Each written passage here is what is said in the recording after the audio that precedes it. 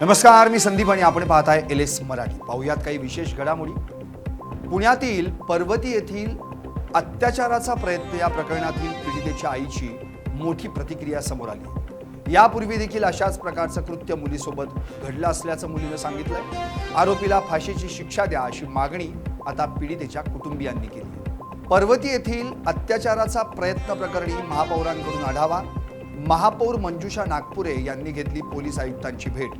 पुणे सुरक्षित झालं पाहिजे यासाठी प्रबोधनाची गरज आणि शाळांमध्ये जनजागृती करणं गरजेचं, मंजुषा नागपुरे यांचं आवाहन। जालन्यातील कुंभार पिंपळगाव परिसरात सोलार पंप केबल चोरीच्या घटनांमध्ये वाढ। अज्ञात चोरट्यांविरोधात घनसावंगी पोलीस ठाण्यात तक्रार। मागील काही दिवसांपासून परिसरात चोरट्यांचा मोठा धुमाकूळ। शहापूर तालुक्यातील डोळखाम गावात अचानक लागलेल्या आगीत 4 ते 5 घरं खाक। 4.5 तासांच्या अथक परिश्रमानं आग आटोक्यात आणण्यात अग्निशमन दलाला यश। सुदैवानं कोणतीही जीवितहानी नाही। पिंपरी चिंचवडमध्ये दुर्गा टेकडीवर बिबट्याचा वावर। व्हिडिओ सीसीटीव्हीत कैद। परिसरात दहशतीचं वातावरण। वन विभागाकडून देहू रोड रावेत परिसरात तातडीनं सर्च ऑपरेशन सुरू। जळगाव बसस्थानकात वृद्धाला लुटणाऱ्या टोळीचा पर्दाफाश। स्थानिक गुन्हे शाखेकडून दोघांना अटक, तिसरा फरार। नंदुरबारच्या तळोदामध्ये ट्रकच्या टायरची हवा तपासताना स्फोट।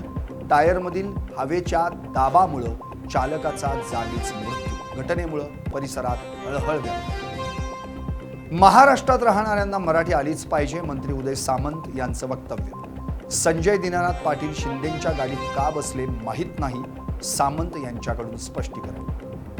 हिंगोली कृषी उत्पन्न बाजार समितीत क्रांतिकारी शेतकरी संघटनेच्या कार्यकर्त्यांनी हळदीचा लिलाव पाडला बंद। दरवाढ आणि सोयी सुविधांच्या मागणीसाठी कार्यकर्ते आक्रमक। हळदीला 14 ते 15 हजार रुपये दर द्यावा अशी मागणी।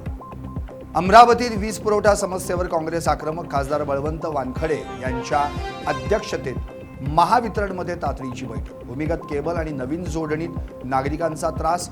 तक्रारी न सुटल्यास तीव्र आंदोलनाचा काँग्रेसचा इशारा। आणखी काही विशेष घडामोडींसाठी पाहत राहिलेस मराठी, सत्याच्या पाठी, बातम्या सर्वांच्या सर्वांसाठी।